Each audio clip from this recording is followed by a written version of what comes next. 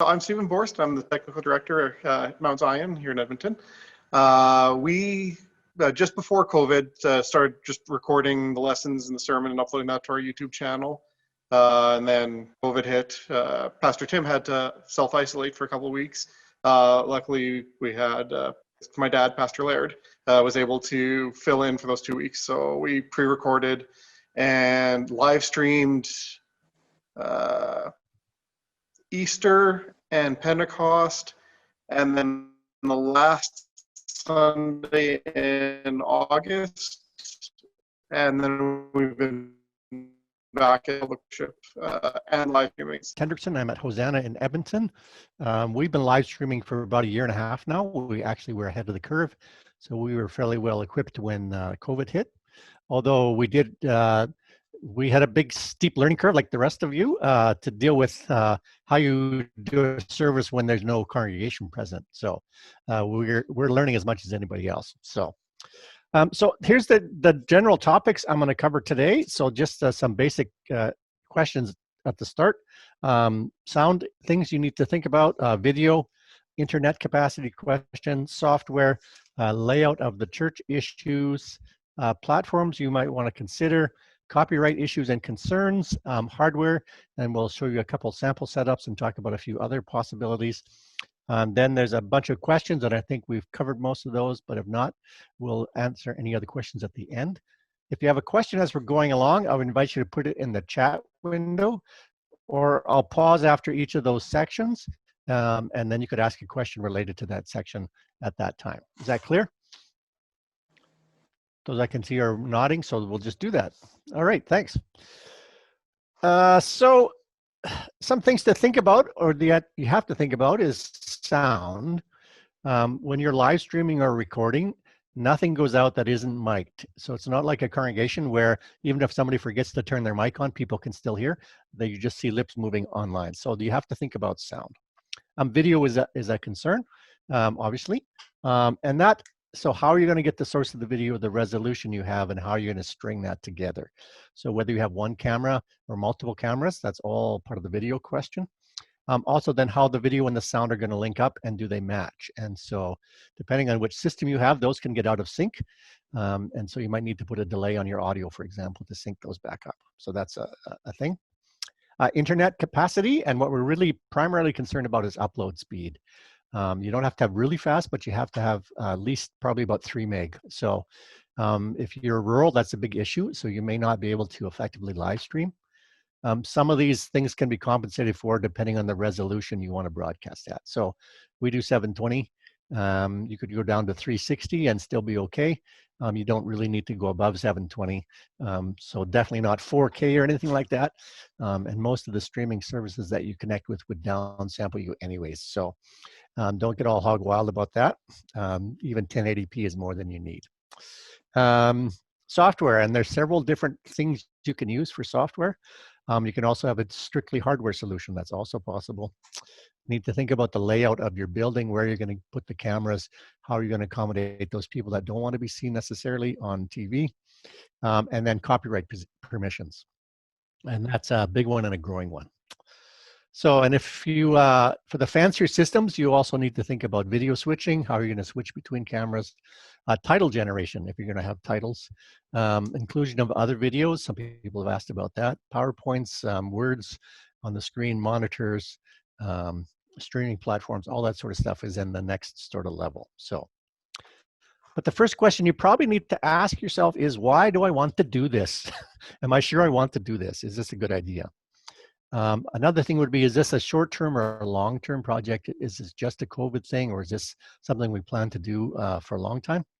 And that'll affect maybe the resources you might want to put into it.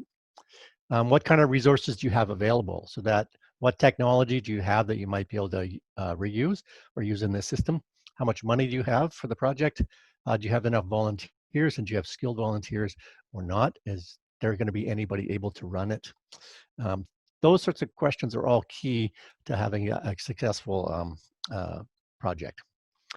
Is this something you want to build over time? Do you want to start small, see how it goes, and then add? And so you want to make sure the pieces you're going to add are going to fit with the rest of them.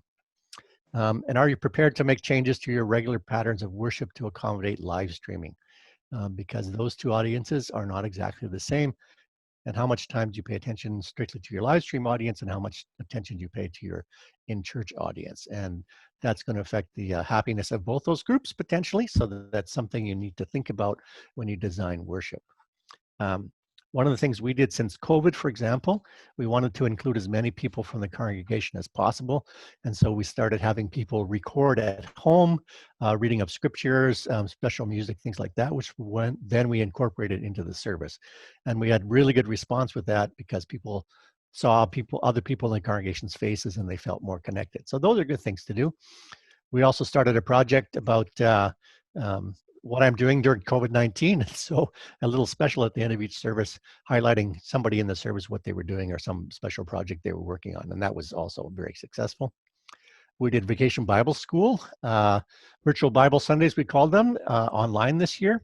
And we incorporated those into the service and then an extra piece after the service. We had a Dr. Seuss theme this year. I was the cat in the hat. I had my big beard. It was kind of fun. But those are all things you might want to think about how you're going to incorporate these various pieces. So moving on to the first one, and this is not in any particular order, but sound. So you need to get sound. We talked about that. So if you're just using a single camera like an iPhone with a microphone built in, and that's what you're doing, that's okay. But if you start to use multiple cameras or higher quality cameras, you'll need to also have an audio source. And then you'll need a way to pair those two. So you can often use your existing sound system if you have a monitor output. Because what happens is sometimes you'll want to put things on the internet that you don't want to amplify in the congregation. For example, you don't need to necessarily amplify your organ or your piano, but you do need to have people on the live stream hear that. So that's a capability that you need to be able to do. Most of your soundboards, if they're more than just the basic ones, will do that, but that's a consideration. So I said you may be able to use existing equipment, but you might need to supplement it. For example, for us, we have to have a converter that takes the sound from the board and puts it into USB, which then we can use with our system. You also need someone to operate your soundboard. So if you have one of those systems now, you just turn it on and leave it. That may or may not work coming up. So those are things to think about. Also, if you have all your mics just on all the time, that can introduce extra noise into the live stream feed, which can be really irritating. And so you don't necessarily want to do that. Sort of like when everybody leaves their microphone on Zoom and you hear everybody scratching on the table and the telephone ringing, same thing happens on the live stream. So that's why you need to have somebody operating that. And you probably also need somebody to operate the video. Unless you have a very talented person that can do both, it is possible. So any questions about sound specifically? Don't see anybody waving. Okay, we'll move on. Oh, yes, there are some. Okay. Olaf. Yeah, thanks. So I ran into an issue. So we are using our existing mixer amplifier. Yep. And I had my steep learning curve about how monitor works and how you have separate input, output controls for your monitor. But I'm really happy that I was able to connect to it, and we're getting pretty good sound. I'm kind of happy with it. Now, the question is, right now I'm using extensions to get from the monitor to my laptop, just because of the way I want to set up and stuff. Yep. And I discovered that when I put 2 extensions in, there's so much noise that I just could not get rid of. It's just becomes impossible. And so when I took one of the extensions out and just said, okay, that's what I got to do, and then moved everything a little closer, and all the noise went away. And with all the testing, it was literally because of that that third cable. Yeah. Am I doing something wrong, or is that just what it's like in the audio world? This is not an uncommon problem. Noise can be introduced from multiple sources. All those things can be part of it. So the less points of connection, the better. So a custom make a cable might be better than to try and put 2 or 3 together. It's also less chance of somebody tripping over the cord and pulling them apart and losing your audio. So things like that are all important. I don't know if that helps you or not, but that's one of the issues. So custom made cable in that case might be helpful. Aaron had a question, and then Dick, I think.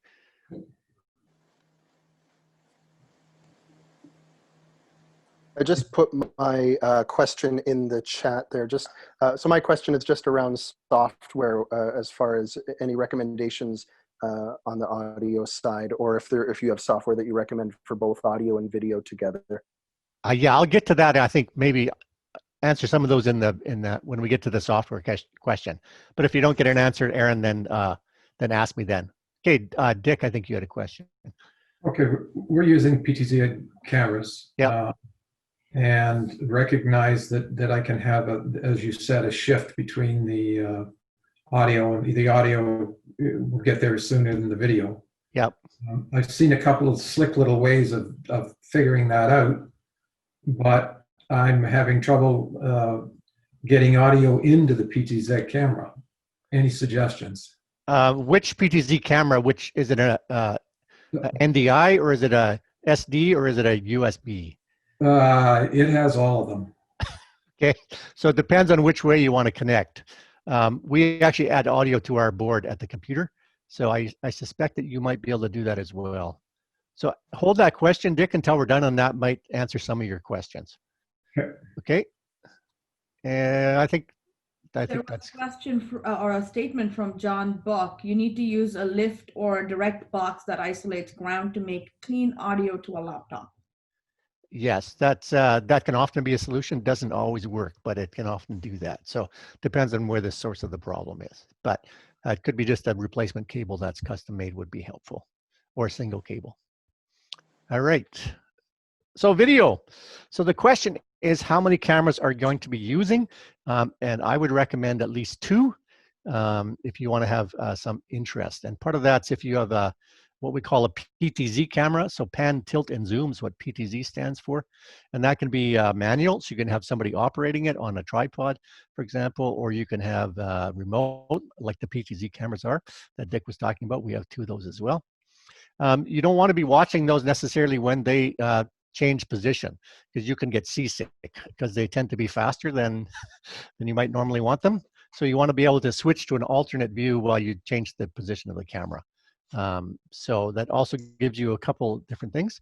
If you're only looking at a temporary solution setup, then 1 camera is probably fine. The challenge with 1 camera is you just get one usually wide view, so you don't get close enough up to people to see like their lips moving, for example. So it can get really boring really quickly. So that's a challenge of just a single camera.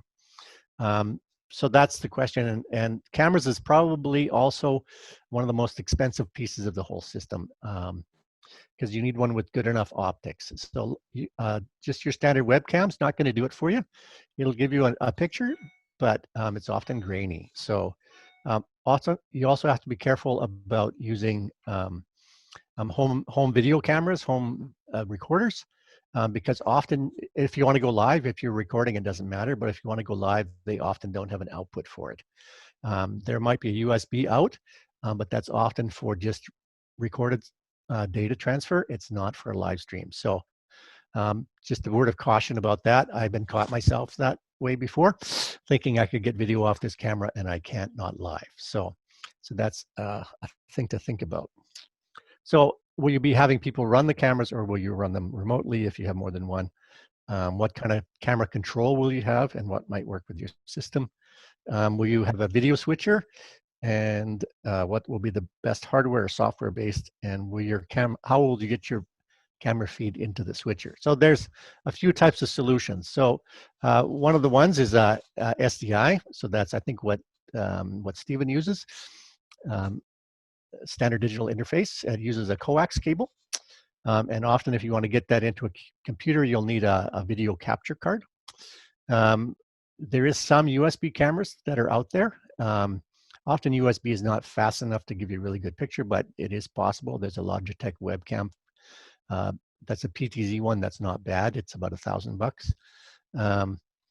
HDMI will work. You may need a HDMI encoder as well to get that into the computer. And the new one that we have, is NDI, Network Digital Interface. I'm going to talk a little bit more about that later on. And that runs simply on a straight Ethernet cable. And so that system works pretty good. You can also get NDI interfaces for other cameras. So it is possible to add that as an option on some other cameras.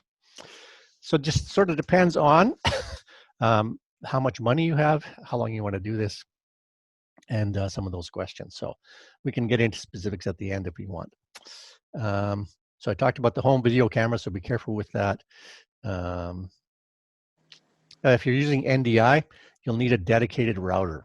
So that's, and that I also don't recommend necessarily using this over Wi-Fi. Wired cables are always best when possible. It's not always possible, but that's the least trouble you're gonna have is with wired cables. So your basic webcam might work for as a second camera, but it won't necessarily give you a good enough picture from a distance. You might use something like a, I just forgot the name of it. The one you put on your helmet when you're driving around. I got it here somewhere. Anyways. You mean a GoPro? A GoPro, that's what I mean, yeah. So GoPro might work too, depending on which model you have. So there's a whole range of cameras, but generally, often the cheaper ones are not going to give you the quality you need. Now, maybe that's going to work, maybe it's not, that's up to you. But just the resolution is important and the optics are important. And then where you're going to locate the cameras and how you're going to operate them. So those are all things you need to think about. And I'll take questions on video later on when we get down to that section. It might make a little bit more sense. Internet capacity. So to live stream, you'll need a reliable connection with sufficient upload speed.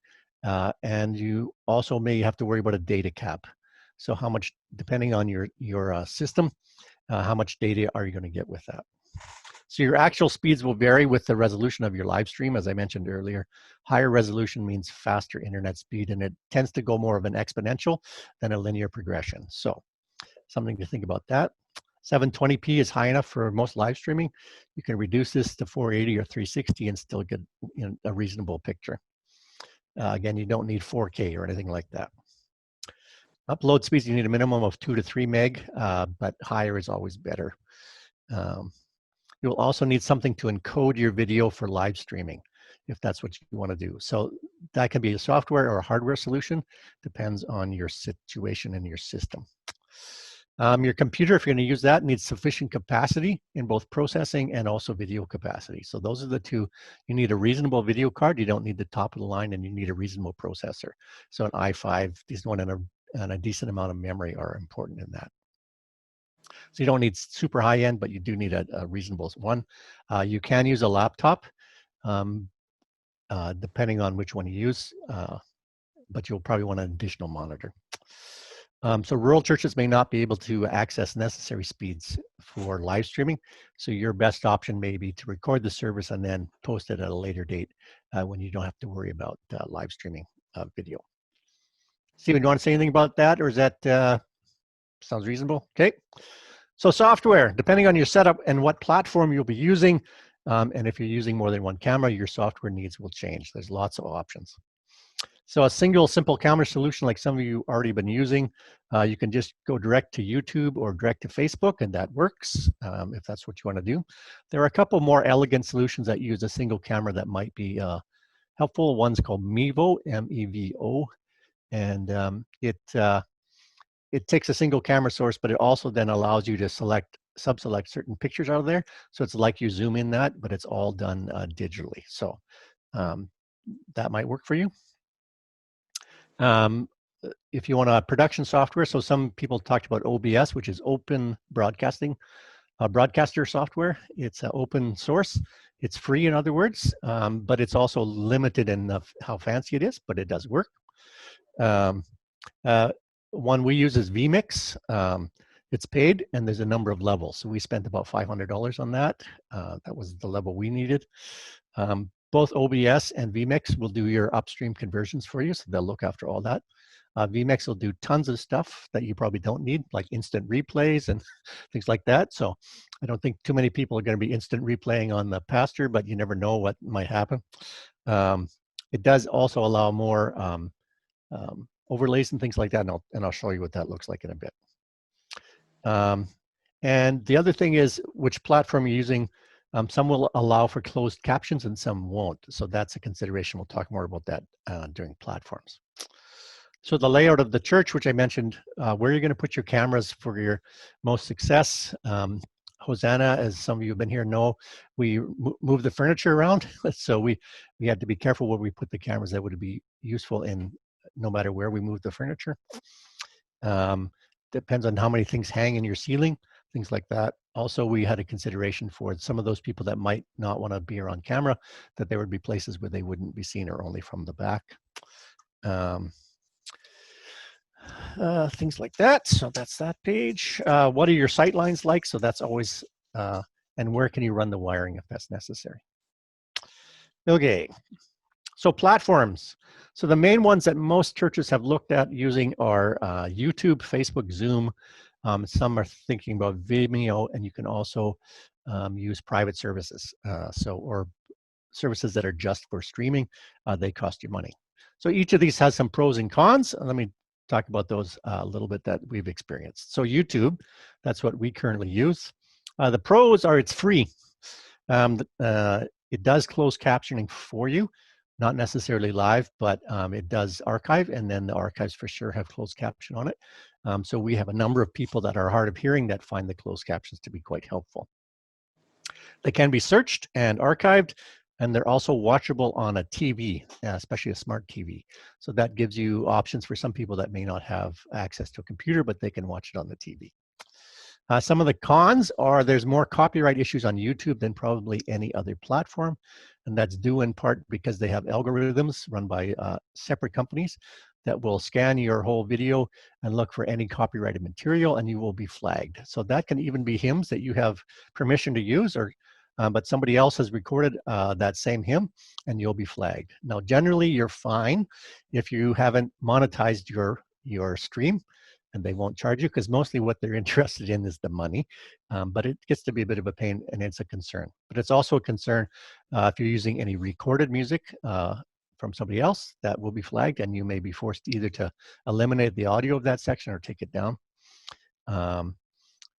There can be a time lag between the live stream and when it appears. So we find if you watch the live stream, it's fine, but then it disappears for half a day or more, and then it'll show up later on. You can find it in the in-between time, but it takes many steps. So that's a bit of a pain. There's nothing we can do about that. The comments, there are comments possible on there, but they're not as helpful as some people have found the Facebook ones. So YouTube has some pros and has some cons. So Facebook is probably the other platform that many people are using. Again, it's free. It has good distribution. Some like the chat feature during worship. Some people have been sharing the piece, various things like that on the chat feature. But I need to let you know that there's no control over unauthorized spam and negative comments that can come in. So that's a potential negative for that. The cons are it's not as easily to archive and find that material, so it disappears often. Sometimes you can find it later on if you know where to look for it, but that's a bit of a challenge sometimes. You need a Facebook account probably to look at it, and it's not viewable on TV. So those are some of the cons with that. Also, Facebook has announced they're changing some of their copyright policy starting in October, so that may also affect some of the users on that. So some of the other services, you may have more control and better website integration, less copyright issues, but it's going to cost you $600 to $1,000 a year or more. So that's more money than most churches I know are willing to spend. Those are services are generally designed at the bigger U.S. congregations and not us. So the cons of the cost and the loss of closed captioning. You can get an independent service to do that, but what I've seen is that they're about $1.25 a minute.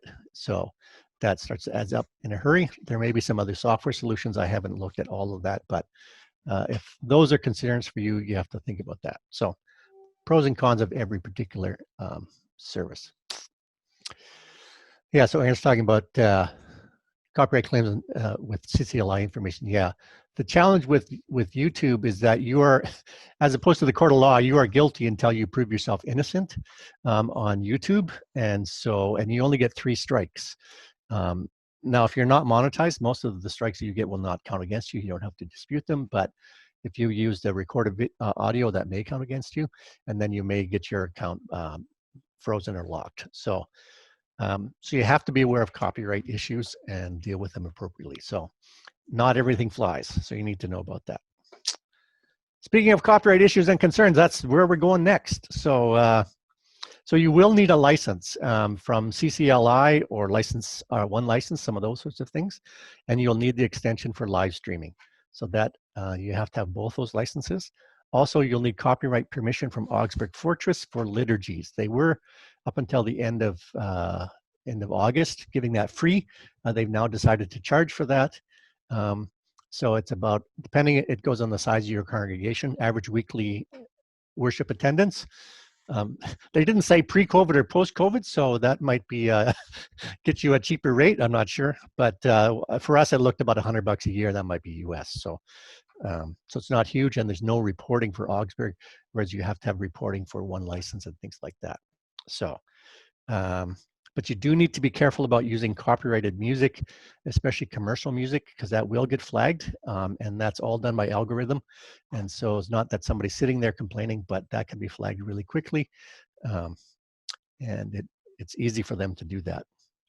So for sure, don't allow ads. Although if you're on YouTube, if you get to a certain number of viewers or subscribers, they can automatically monetize your account, and you don't get a choice in that. So that's the problem with YouTube and Facebook, is they set the rules, they run them, and you don't really have a whole lot of choice doing that. Okay. Dick's looking for notes. Yes, I can make my notes available if you like. So keep your stream non-commercial. Be prepared to move flagged content if possible. And most licenses don't necessarily include the liturgical music, so that's why you need the Augsburg Fortress stuff. And if you're going to include text with your live streams, that's another consideration. So copyright issues for sure are out there. And depending on, so there's various different possibilities, depends on who your provider is. Okay, so that's been quite a bit to go. We're going to start moving to think about hardware now. So any questions at this point of the stuff we've covered? Yes. Yes, okay. So Tammy first, and then Olaf, and then we'll see. Okay. With regards to the flagged content, so Yep. you get flagged, then you go in and you remove that part that was flagged, even though you had. It depends on what it is. So if it's a hymn that you may have license permission for, and if you're non-monetized, often they won't be held against you, so you just don't do anything. But if you used, for example, like a pop artist in a song, then you'll have to deal with that. So they'll make you, whether you're monetized or not, probably. And then, so they will give you options. One is to either remove the audio of that section, or to remove that piece altogether, or to take down the video. Okay.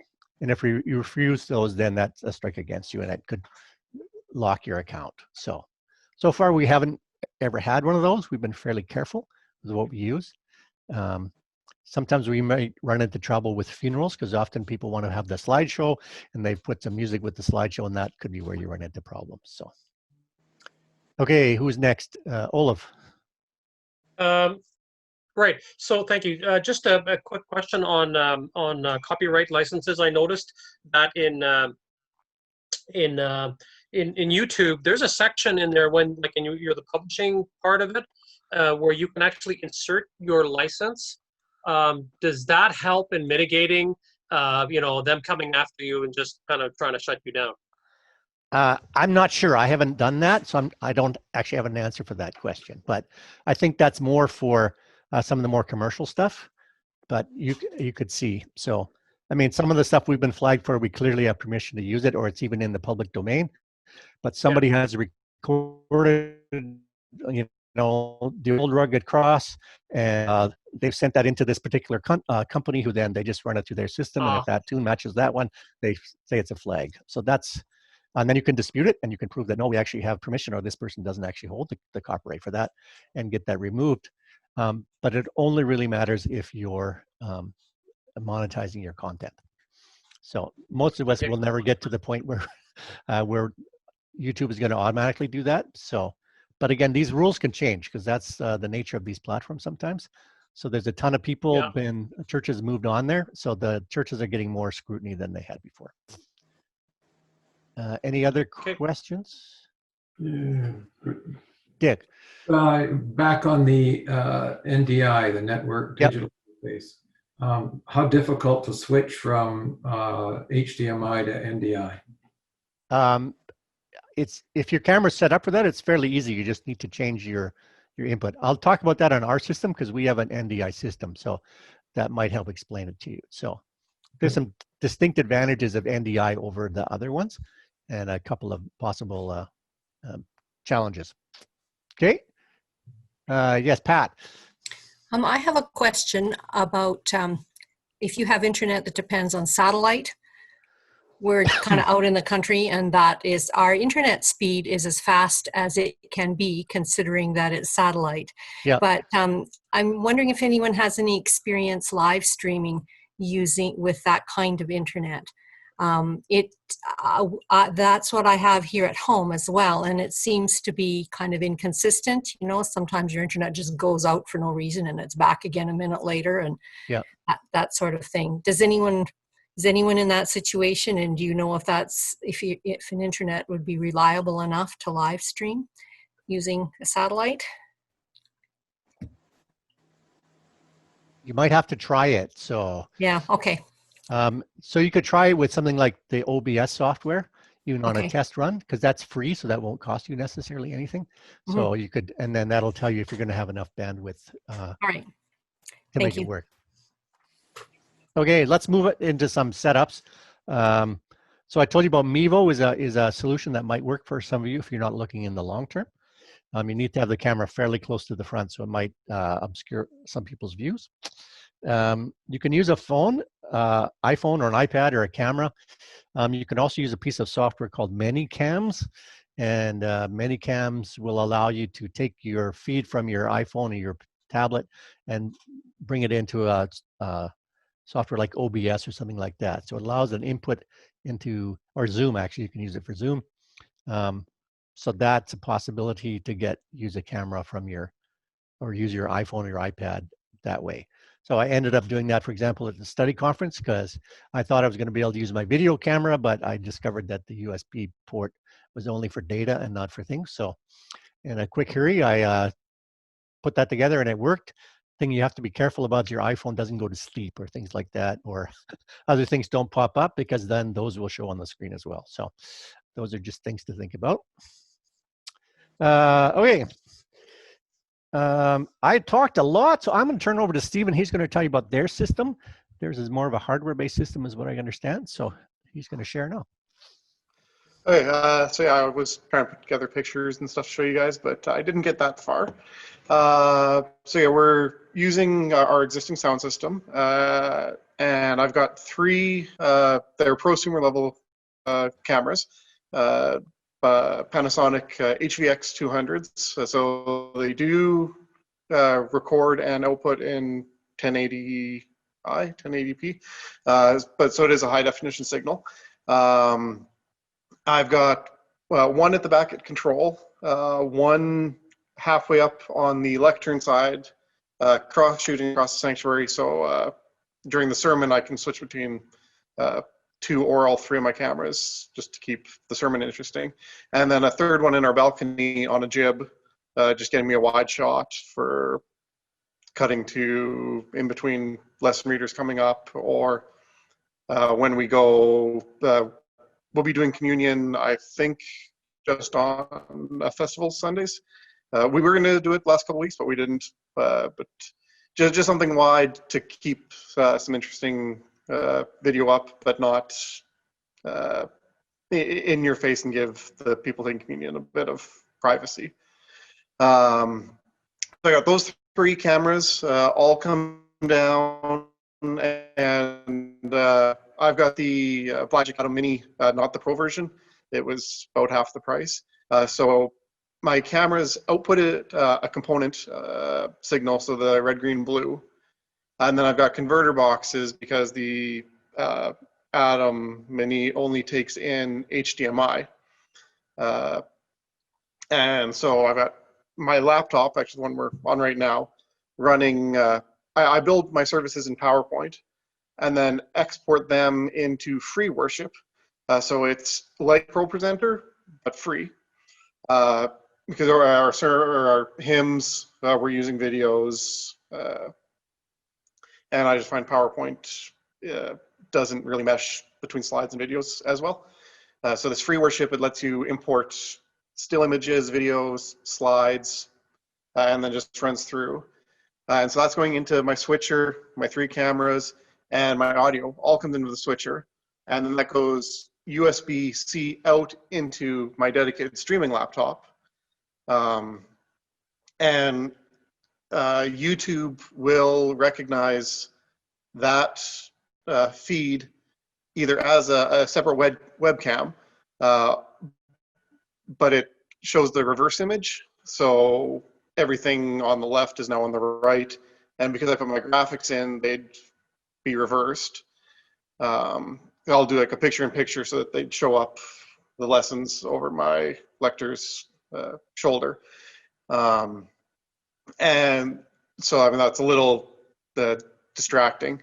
So I'm running XSplit Broadcaster. It's another leveled encoding software. But because I'm doing everything hardware-based, I can use the free version, which then just takes it and then uploads right to our YouTube channel. We're starting to, we started our stream about 15 minutes before the service, and I've just got a slide right now up that says stream starting soon, and just some music running in the background so that anybody who does tune in can set their speakers and know that they're broadcasting, and that's pretty much it. I'm running everything by myself. It'd be great to have a team, but it's what I am trained for professionally, so it's not so bad. That's it. Okay, I'm going to show you pictures now of our setup. So we'll see. Go ahead. Before we get past the Hendrickson, there were a couple of chat comments. Sure. As well, Olaf mentions that if using iPhone and OBS, there is an app called OBS Camera, which works like a charm to connect to a laptop. If using a phone camera, always turn on airplane mode to avoid any incoming calls. And Aaron Schnell asks, Stephen, what kind of optical zoom is on that Panasonic camera? And that's a very good question. I'm looking on the side. I should know the specs, but I don't.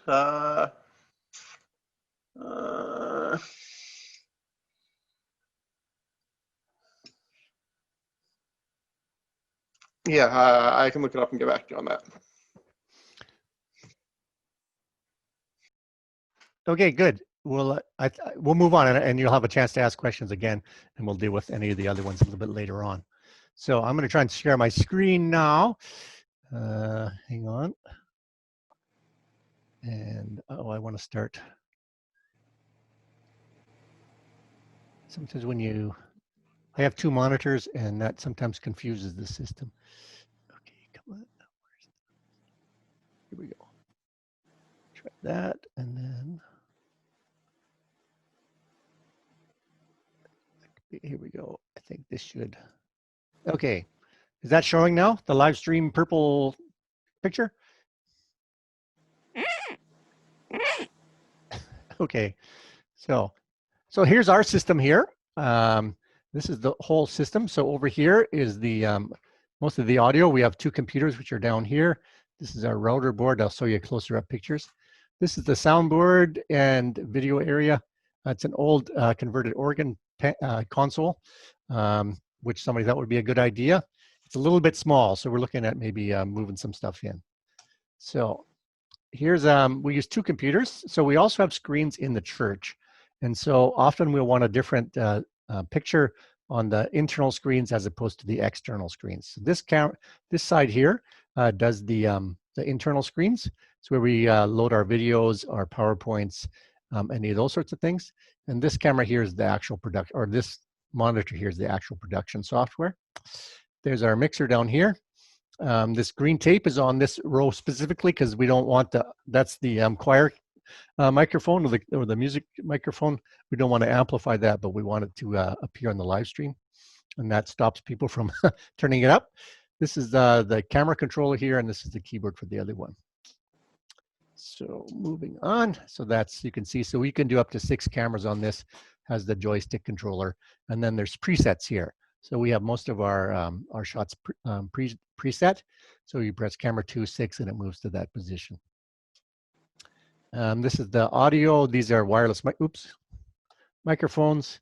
This is our rarely used cassette and DVD player. And then this is the cameras down here. And this is our router board that controls all our NDI stuff. We also have a separate internet section, but we keep the sanctuary, all the camera stuff on one particular router board to make sure we don't get people taking bandwidth that we need. This is how we get the audio from the board into the computer. So it's just a USB converter. This is what it looks like from the back, and this TV up here, oops, sorry, oops, going the wrong way, is for monitoring. So we don't have the tally lights. Those are the red lights on the camera. So as a presenter, you don't necessarily know which camera's on, so we need to see that also, so we know what's going out to the live. We're going to get a bigger TV. We just borrowed this one from the youth room for now. This is our PTZ cameras. We have 2. One's a 12 times zoom and one's a 20 times zoom. The 12 times is more than adequate for zoom mostly, and the 20 times for sure is. The trade-off is this: the more zoom you have, the less wide angle shot you get. So depending on the length of your sanctuary, things like that, that will make a difference. And let's see the next one. So we also have started the last while using a teleprompter. So we use one of our old projectors and an Apple TV and a screen at the back here for a teleprompter. We put our sermons up there, some of our liturgy, so we don't have to look down at our notes anymore, and we look up at the screen. So that works fairly well. It's temporarily there. We'll probably move it, but we wanted to make sure it worked, and we used existing software. So this is the software control for the cameras. So we can pan, tilt, zoom. We have the 20 times and the 12 times, gives us a preview here. And these are the presets down here. So that shows you a picture of what it's going to look like when you press that button. So here's the closer up shot. I'm going to move. So this is what the actual broadcast software looks like. And there's different parts. This is the preview window. So it shows you where that camera is. That's the one that's going to be out next. And this is the live shot. It shows you what's there. And all this down here is potential sources. So these ones here are overlays, and I'll talk about those in a minute. These are live streams, and this is the stream from the computer. So using NDI, we can take images and information from this computer and move it onto this one. So NDI is free, actually. There's lots of different pieces of it. It's what allows us to use the same system for Zoom, for example. I'm not doing that today, but we can feed this into Zoom as a camera, go back and forth. We can also run extra monitors, things like that. So let's look at what the next slide is going to be. So this is, for example, we put our words to the hymns. We don't display them in the sanctuary, but we display them on our live stream. And so these are the overlays. So this allows us to put the words up and then just keep changing verses instead of using a PowerPoint, for example. So that's doable within, this is vMix, by the way. Sorry, I didn't say that. We have a timer as well. So we start our live stream about 10 minutes before so people can log in time, and the timer will count down to when the service starts. That's just Pastor Anna at the altar. We had been, when we had pre-recorded people reading, we would edit those and put the words in. We also have people reading live now. So we've been open in a limited way since July, the first Sunday in July. So now we've added this that we can put the text of the words right up as overlays next to whoever's reading it. So that's a possibility with vMix. A lot of this is not possible with OBS. So you can look down on the bottom here. These are some of the so we have copyright information, for example. We put that on the last screen. And this is a hymn. So all the words are here. So that gives you a run. Here's some of the things, the websites we've talked about. Mevo, that's that single camera solution. Manycam, we talked about that for a simple system, it actually allows lots of stuff. Some people that do video blogging, things like that, we'll use Minicam. PTZ Optics, that's the cameras we have. I think that's also the one that that Dave has. They're the most reasonably priced that I could find cameras that have good optics and good things. They also do conference cams, things like that. vMix is the software we use. The other one, Open Broadcast, you've heard about that, OBS project. NDI is software for networkable video solutions. There's good information there. Blackmagic is another hardware producer. And NewTek has software and hardware. They're the ones that actually developed NTI, and they have lots of information available. Messiah and Cameras uses a NewTek system, a mini system for their solution. It tends to be a little bit more expensive than some of the other stuff. So our system that we have costs us about $12,000 to $14,000. I did all the install and ran the wires and things like that. I think Steven said yours is worth about $6,500. Messiah's cost them about $25,000. I had some quotes and they ranged from $20,000 to $40,000. So if you want to be in the professional or the higher end, it's cost you some significant amount of money. So it's not cheap. There are some other solutions that work on the bottom end that might be helpful. Okay, I'm sure there's questions now. So, Dick. Well, the comment I was going to make is we're just the system we put in, which was everything's new, and it'll be just a little bit under $8,000.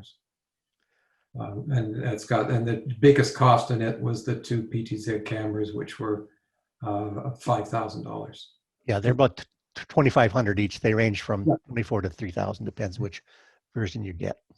Most interested in your teleprompter, how that's going, and how are you getting the feed to it? We actually use iPad, and then we share a screen with the Apple TV, and we have teleprompter software on the iPad. And so far, it's worked fairly well. We tried a few different systems. We tried somebody running it, and that didn't always work because they weren't always on the same page we were.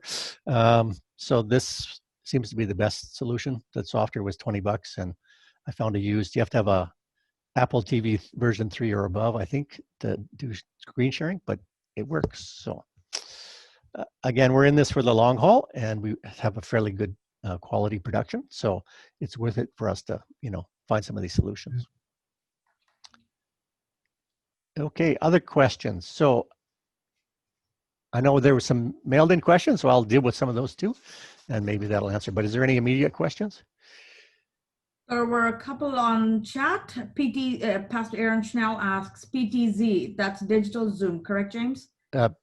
Pan tilt zoom, yep. And we just said that they're $2,400 to $3,000. You can buy them from PTZ Optics, or you can also buy them from a number of other suppliers. So when I did mine, I searched everywhere to find the best prices, bought the pieces from various places.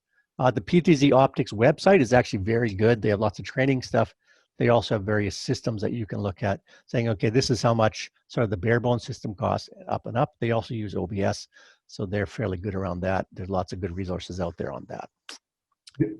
Could I make another comment? Sure. On the PTZ Optics cameras that we've got, we're powering them with power over Ethernet. PoE, yeah. Yeah, and we're getting the feedback into the computer over that same Ethernet cable. Yep. To run the little screen you showed. So. Yeah. So yeah, that's using the NDI system. So that's one nice thing, that you can actually power the camera, everything over that one single cable. Your router has to have PoE, or you need a separate injector, which those cost between $50 and $100. But it's really nice for existing buildings because you only have to run one wire. And you don't have to worry about where the closest plug-in is. Yeah. Okay. And Pastor Aaron asks again about digital versus optical zoom, since our sanctuary is quite long. Preferably you want the optical zoom. Digital starts to get really grainy pretty quickly.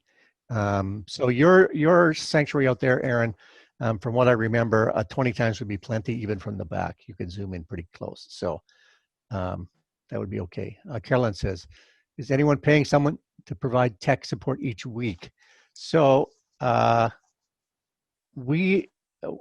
We didn't. We had a summer student that helped us with some of our stuff, and we've kept him on a little bit to help train some other people, but we generally just use volunteers. Aaron, 10 times, 12 is the minimum on a PTZ, but that would probably work for most of what you need as well. And Aaron's, oh, that's Stephen Aaron at 13 times optical. So that's one of that's the optical zoom is where you get into the bigger money.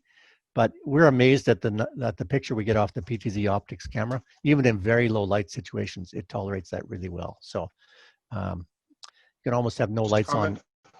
Yeah, go ahead, Stephen. Yeah, so I mean, one of the other nice things about my cameras is they're field cameras too. So if we wanted to go and record something where I could just take them off the tripod, go handheld. So I mean, the PTZ ones are nice. These ones are a little more versatile for other applications as well.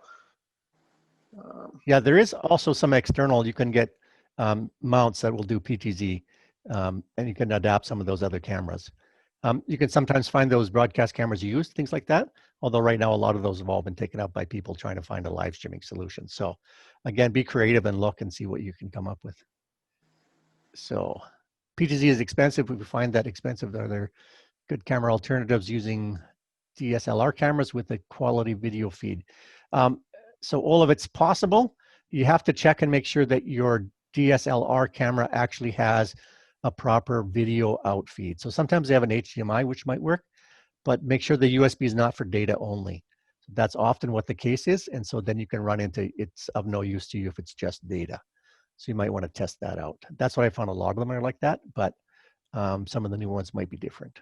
Stephen, do you have any comment on that? No, that's, yeah, same thing. They're great if they'll do the live feed out. No, otherwise we're good.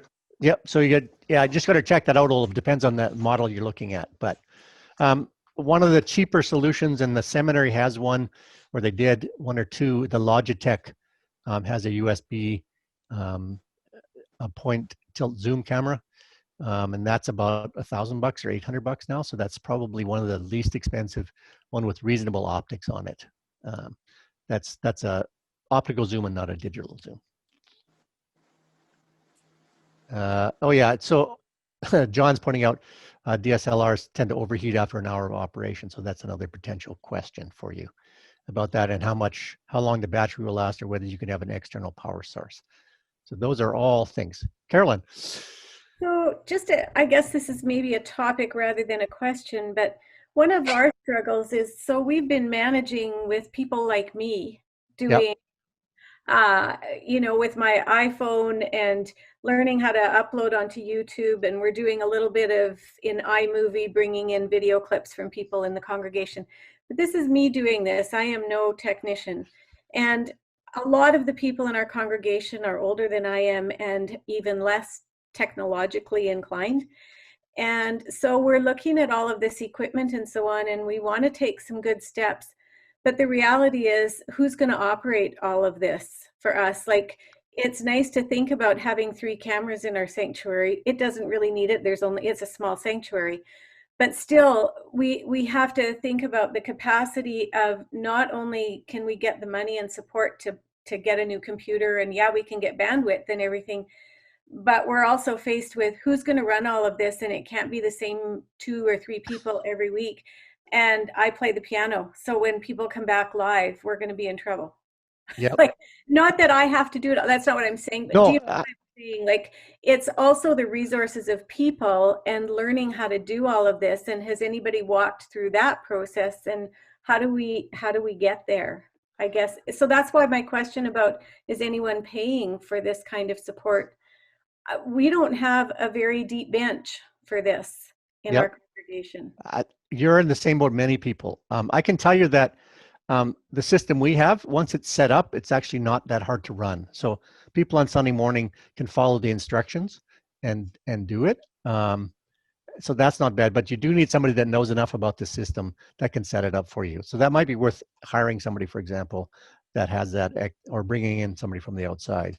As long as somebody there at least has enough notes, so when things go haywire, they can know how to maybe make it behave, right? So, because that happens on or it can happen, right? So, it's technology. So, but for sure it's a concern. That's why I asked some of those questions right off the top, right?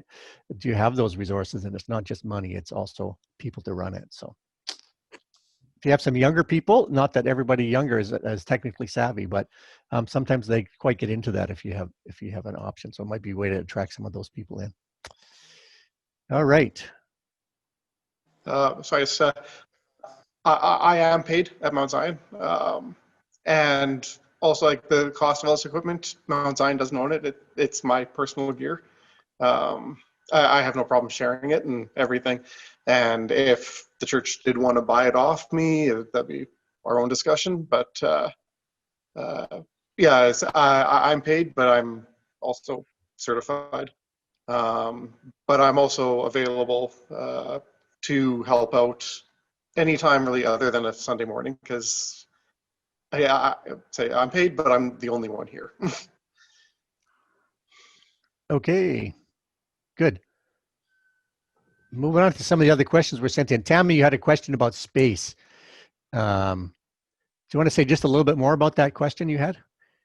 Well, I seem to be running into trouble on the, because I've been using iMovie from the iPhone to the iMovie and then onto YouTube, and my computer's starting to run out of space, even though I've been deleting things. So something's going haywire there. Video takes a lot of space. So if you have, it just does, right? So, and often we get files from people that send it in. They've, recorded it on their iPhone, and they use the highest setting possible. And so it's 1.5, 2 gig, right? And that doesn't take very long to fill up your hard drive. So external hard drive, or just delete all your unused stock. Once you've done your movie, you can compress it down, or done your editing, compress it down, and then save that. It's a much smaller file. There is also professional compression software out there. It's not that expensive, but it even does a better job. So that's the only real thing. Once it's on YouTube, it doesn't matter. They give you unlimited space sort of thing. But on your drive, yeah, that can certainly add up. So is there a free compression software you recommend, or? Well, iMovie has one built in. So Okay. when you export it, you can compress to whatever level. So you have to find out what the smallest you can get away with that still looks and sounds good. Okay. So that just takes some experimenting. And Pastor Aaron also suggests that iMovie will also keep an archive. You might need to delete from within that app as well. Okay. Yeah. So if you've imported it into iMovie, it keeps all that stuff. So you might want to delete some of those old files. Yep. iMovie actually works really well for adding graphics and things like that, and any of the pre-recorded stuff. It's free on a Mac. I have the Pro version as well, which I don't use very much, but iMovie actually, once you learn how to do it, and YouTube is helpful for that with videos about that. Okay, FOIP compliance for performers do require signed consent and release from participant performers and or the audience. Okay, so here's my understanding of this, and people have different answers depending on who you ask. Because the church is a public place, there's no it's known. So we do let people know that we live stream. When we had 2 services before COVID, we only live streamed one of them. And we also try not to show many of the congregation's faces, for example. So that's sort of how we deal with it. We don't use waivers for the performers. We haven't found that to be a problem, but they know that they've been informed that that's the case. So that's what we do. There's waivers you could get. I'm not sure it's necessary, but we do inform people for sure that they are going to be live streamed. So, but it is a public space. So like there's public cameras anywhere. When we first started it, we had a little bit of pushback from a few people, but since COVID hit, that pushback has disappeared, and people have generally been very grateful. We sort of started to deal with the millennials who relate to everything through a screen, but we actually found the first biggest users were shut-ins and seniors, and so that's been a lifesaver for some of them to stay connected. So that's that one. Someone's asking about wearing a mask. So in our congregations, we don't wear a mask when we're leading the service at the front because we have over-the-ear microphones, and they that just doesn't work very well. So we put on a mask before and after, but not during the service. And we have a good 12 feet between the first row and us, so that's possible. But masks don't work well with leading and microphones generally. So that's how we deal with that. Broadcast studios, I think we've talked about that. So the OBS and vMix are two of the main ones. There are other ones you can search out there. OBS is the free one. So if you just want to experiment, vMix also gives you a free 30 or 60-day trial. So it also doesn't cost you anything to get into that to see if it's going to work for you. Just a tip on microphones. If people are worried, and I mean, good practice anyway, get a bottle of mouthwash and paper towel and use it to clean off any of your microphones with grills and stuff. It helps. Again, depending on your microphone, if you got the foam covers for your headsets or your Electron mics or whatever, there's other ways to clean them, but I mean, yeah, some good alcohol-based mouthwash, and it makes them smell better too. Yes, don't pour the mouthwash into the microphone. That would be bad. So, but cleaning out the windscreen is okay. We also tend to, I have my own mic. Pastor Anna has her own mic. We never switch those around. So that's not a problem. The other one's set long enough that there's going to be no possible transmission from them. So, but those are all reasonable things to consider and think about. Let's see. So basically, cameras, we talked about it quite a bit. How long should we leave our services online? That's a good question. We were leaving about 3 months worth. It's really up to you to decide. We haven't fully got that up, but we'll start deleting. We've deleted some and we'll delete them on a semi-regular basis. The other thing we also do is live stream funerals when the family wants that. And then we take those down sooner generally. But we don't live stream without permission. So we don't just do it as a matter of course, but we do get permission. And that's been, my mother-in-law's, for example, was the first one we did in COVID with only the immediate family there. And actually it worked out really well for us because people from Ontario and Europe and various places could tune in, and then it's up there. So, and my father-in-law watched it every day for 3 months after, I think, something like that. But so those are all the pros and cons about that. I think that's most of the questions. So pre-recording still works. It's an option. You can also record your service and then upload it later. We actually have a lot of people that tune in later to the service so that they don't always watch while it's live. Probably half watch live and then more watch, or as many watch later on, partly due to work or other concerns as well. So, so that's that. Any other questions? I'm not sure if this has been helpful. It's been kind of a whirlwind tour, but there's a lot of things to consider, but that should give you at least some help to think about. And I'll send the notes to Prema, and she can put them on, and you can look at that. And you can call myself or send Stephen an email. And if you have some other questions about that, we'll try to help you out. So, any last minute questions? We still have 16 minutes left in the stream. Olaf asks if, are you saying that a PTZ camera is the way to go? If you have the money and you're going to do this longer term, I think a PTZ is a good recommendation. But again, you have to have the money and the rest of the system to go with it. But if you're going to go with one of the more expensive cameras, it's certainly reasonable. Messiah uses NewTek ones, so what costs us $2,500, theirs between $4,000 and $5,000. So it's a fairly reasonable price for that. So those cameras are expensive. There's no way around it. And I wouldn't necessarily cheap out on the cameras. Right. Yeah. No. Definitely the video component of a video is probably the most important thing. But in terms of like the PTZ camera, it's my understanding that you're not only buying the camera, you have to buy the control unit as well to like aim the thing. So no. Is it included or? No. So you can control those cameras 3 ways. So it comes with the hand remote. You could actually do it with the remote. It also comes with that software. Yep. I showed you a picture of that software. So you can use software to control it if you have the NDI interface. And then you can also use the control panel thing. So There's 3 ways to control it. So, and when we first started, actually some of our people preferred the computer interface than from the hardware one. And another, tying back to earlier talking about finding volunteers and everything, by having the PTZ camera, you can have one person can operate all your cameras. Whereas, yeah, if you go with your handy cam or whatever, you'll need somebody to physically point that at what you want to shoot. That's one more volunteer, staff, or whatever you need. Yeah. So what you're saving, you're spending in equipment, you're saving in manpower. Also depends on what other things you might want to do. So we're going to start using this for adult forum and Zoom and things like that. So, so if you have more uses than just Sunday morning, it might make it more worthwhile.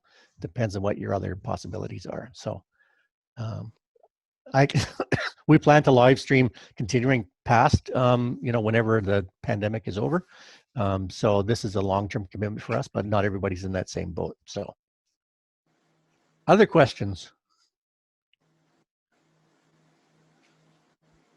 Could we just, again, right now, what I'm looking at is the best ways to video the service, and any thoughts or tips. In other words, when to zoom, when to wide. I'm getting a feel now for using the software to be able to move from one camera to another. Do it? Ideas around that. Just one of the best pieces of advice I got years and years ago was to actually watch other streams and what they do. Sometimes watch them with the sound off, for example. Just look at the camera angles. So to add some variety, not to keep one on for too long in one particular thing, is good. Not to move so much while the camera's on, unless you can move slow enough, because if you move too fast, you can get seasick. Or not, I mean, it's disturbing. So preset your angles, that sort of stuff, so you know where you're going to go. And the 2 cameras are handy because you switch to one, move the camera, switch to the other. Also, when you're setting up your building, for example, if your baptismal font is at the back, for example, you need to wait to film that. So if you have a baptism. So those are all things you have to think about when you put the service together. Also, are you going to show your musicians on the you're going to show Carolyn when she's playing the piano or not? So so those are questions about that. So so I can't just tell you right off the top, but look at some other things and then get some ideas. Even just regular TV. If you watch it without the sound on, you'll be amazed at how many times the camera switches in a very short time, actually. So I don't think we need to be that as much as that, but you certainly need to have some variety or else it gets boring. So, Stephen, you might have some other thoughts on that. Yeah, I mean, yeah, again, years ago, when I was talking to one of my mentors, he was a TV guy, and said MTV, when they first came out, you could only stay on a shot for 3 seconds. We probably need to stay a little longer than that. But yeah, I mean, you find where you're comfortable, and you don't want to stay on something for 5 minutes. But yeah, switching every 3 seconds can get excessive. And I guess it depends on what else you have going on. Like when I was pre-recording, I'd set 2 cameras up on my lector and switch between those. But I'd also have the lesson in the picture-in-picture. Now that we're live, though, I stick to 1 camera, but I've got my graphics changing every 8 verses or whatever. And that's, I mean, it's 1 camera shot, but they're still visually interesting. Yeah, we're not where I'd want to be yet, but we have a certain amount of that. So that's part of our growing edge to figure that out. And you also have to, back to Carolyn's sort of point before, depends on the quality of your volunteers. We have a number that tend to be more reactive than proactive, even though I have tried to get them to think ahead, right? But so all those things are a bit of a question. So, but you can actually come up with a pretty good product without spending a ton of money if you think about it and plan about it and use the resources you have as best as possible. So, all right, any other questions?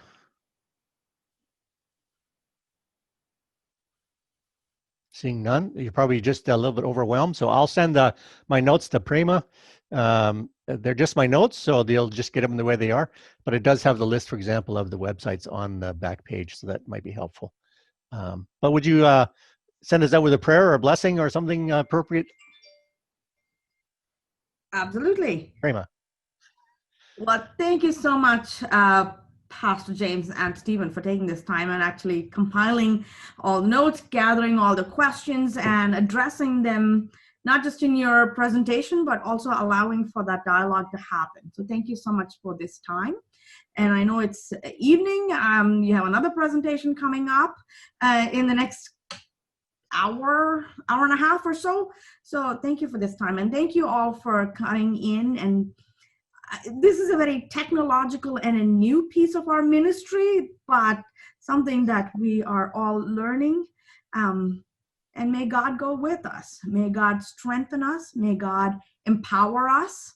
May God fill us even when things fail, even when the recording goes missing, even when the sound or pieces of the recording or live stream go missing. As we search for those equipments and softwares and mediums to continue this proclamation, may God bless us. May God hold us.